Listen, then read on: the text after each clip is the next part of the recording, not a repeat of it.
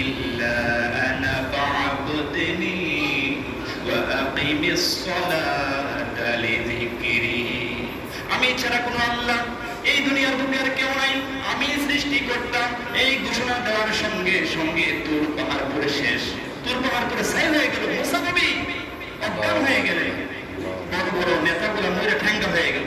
যখন মুসা নবীর জ্ঞান ফিরে আসলো, আল্লাহ পাক জিজ্ঞাসা করলেন, হে মুসা কি অবস্থা? আল্লাহকে দেখতে চাও? আমি আল্লাহ তো দুনিয়াতে দেখা দেই না। ৭০,০০০ রোলের পর্দার আড়াল থেকে স্যাম্পল মাত্র দেখা দিয়েছে। জোরে বলুন আল্লাহু আকবার।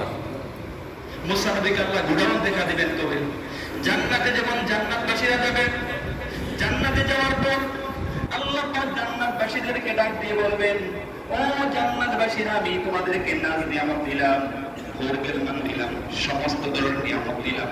এখন তোমরা বলো জান্নাত তোমাদের কেমন লাগে? আচ্ছা আপনারা বলেন, জান্নাতে যাওয়ার পরে জান্নাতবাসীরা ভালো না খারাপ? কথা বলা ভালো লাগবে না খারাপ লাগবে? জান্নাতবাসীদেরকে আল্লাহ পাক বললেন, ও জান্নাতবাসীরা, আমি তোমাদেরকে জান্নাত দিলাম, নিয়ামত দিলাম, ভোরবের মান দিলাম। আই ওয়ান্ট টু সি, আমি দেখতে চাই তোমরা জান্নাত তোমাদের কেমন লাগে। জান্নাতবাসীরা বলে, আল্লাহ জান্নাত পাইলাম, ভোরবের মান পেলাম, সব কিছু পাইলাম, কিন্তু জান্নাত আমাদের ভালো লাগে না। জান্নাতের মালিক আপনি আল্লাহকে দেখতে চাই। জোরে বলুন আল্লাহু আকবার। সে আল্লাহকে আমরা দেখতে চাই কি চাই না? কথা বলেন, চাই কি চাই না?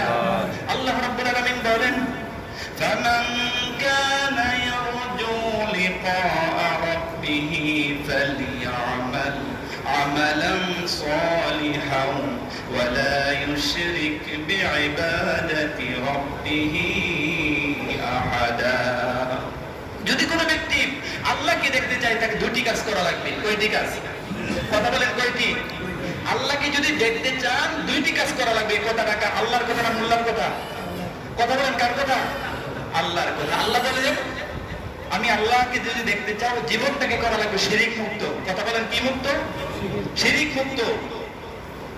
এই কপাল কি কেউ দেখেন? নিজের কপাল দেখা যায়? কথা বলেন, দেখা যায়?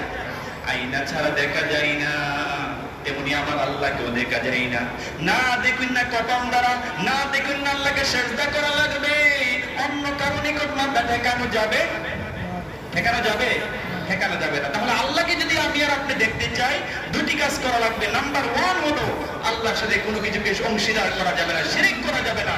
2 নাম্বার হলো আমলে সালেহ করা লাগবে। জোরে বলুন আল্লাহু আকবার।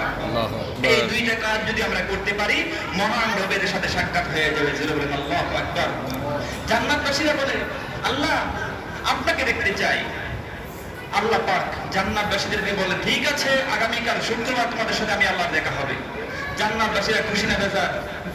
কথা বলেন, খুশি না বেজার? জান্নাতবাসীরা খুশি, মহান রবকে দেখবেন। এমন অবস্থায় আল্লাহ যখন তাদের সামনে হাজির হবেন, আল্লাহর দিকে তাকিয়ে আছে, চোখের পলক ফেলা না। এমন অবস্থা হঠাৎ করে আমার আল্লাহ তাদের কাছ থেকে অদৃশ্য হয়ে গেলেন। অদৃশ্য হয়ে যাওয়ার পর আবার আল্লাহ জিজ্ঞাসা করলেন, হে জান্নাতবাসীরা, তারা বলে, আল্লাহ আবার দেখা দেন, আবার দেখা দেন। কি দেখলাম কি না? কেউ বলে 1 দিন দেখেছি, কেউ বলে 1 ঘন্টা, কেউ বলে 10 মিনিট, এরকম মতভেদ করছে। আল্লাহ বলেন, ও জান্নাতবাসীরা, আমি তোমাদের সামনে 40 বছর হাজির ছিলাম, কিন্তু তোমাদের কোনো খবর ছিল না। জোরে বলেন আল্লাহু আকবার। একটা চোখের পলক পর্যন্ত পালাবে না জান্নাতবাসীরা মহান রবকে দেখি। যারা দেখতে চায়, দুটি কাজ করা লাগবে, শিরক মুক্ত জীবন করা লাগবে, আর আমলে সালেহ করা লাগবে। এই দুটি কাজ করতে পারলে মহান রবের সাথে সাক্ষাৎ হয়ে যাবে। জোরে বলেন আল্লাহু আকবার।